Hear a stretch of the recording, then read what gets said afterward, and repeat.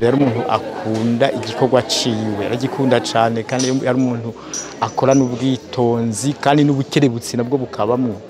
Iryo ni ryo ragije ndamubonamo yadusigiye, bizotinda bishike ariko ngira ngo ubu ntaraboneka uzomusubira yomeze nkawe, ariko ndazi yuko uko bizogenda birahinduka niko azotinda akaboneka amusubirira agakora nkuko yakora, ariko bakaba bakwiye gukorana umwete kugira ngo bashobore gushika aho hantu, bagakorana ubwira n'ubwitonzi nkuko nabivuze kugira ngo bashobore gushika aho hantu.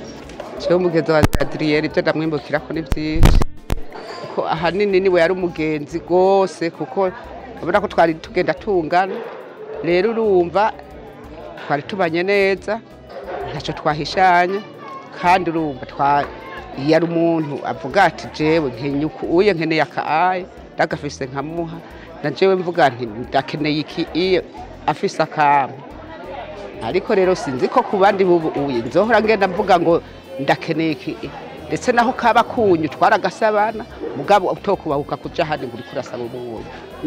Rero urumva nk'ivyo ndavyibutse, umva ko byari byarananiye kugira ntabagize ngo mvuge ngo kiretse mbonye yabuze, naho yabura yavuga ati akira ndakugurana 1000 ugende urondera.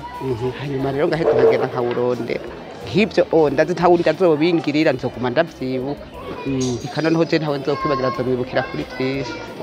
Urungano mungana mu byo gukina amareresi mwatanguranye, niki musaba abagira neza kuko mwese mumse nk'abantu bakuze?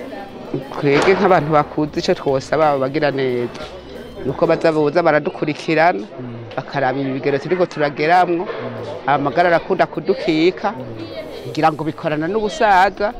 Hanyuma rero twasaba nk'abo bantu ko boza baradukurikirana, bakaza bararabana twege nyene ntituzohave tugiriramwo nk'uko nyene, nico nasaba.